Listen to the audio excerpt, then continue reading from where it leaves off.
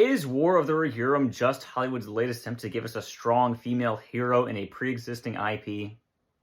Yes, it is. But that's not really a bad thing with this movie. See, in the appendices for Lord of the Rings, the War of the Rohirrim with Helm Hammerhand only takes up about not even 2 full pages. It's from here to there, what this movie covers. And while Helm's daughter Hera is only mentioned by name once, it kind of makes sense to turn her into a central character for this story if it's being adapted, lore accurately. From point A to point B, it is the same story.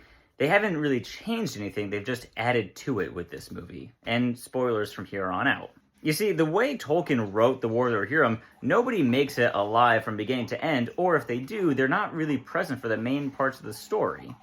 The only person that would logically be there throughout the whole thing and still be alive is Hera. So for a movie, it's obvious that we would follow her journey throughout this, even if Helm is way cooler. But the movie does a decent job of making her compelling enough. She's not the most developed character, and honestly I had quite a few questions about her motivation throughout all of this. And the whole thing with the Shield Maidens is totally fabricated for this movie, but in the end, it makes sense. The movie is not fantastic. There's no way it would live up to the glory that is Peter Jackson's Lord of the Rings trilogy. But for what can legally be done, it's good. It's a good time. It's nothing mind-blowing. It's good to hold fans over with a little bit more Lord of the Rings story. It's worth seeing. Don't complain too much about the characters.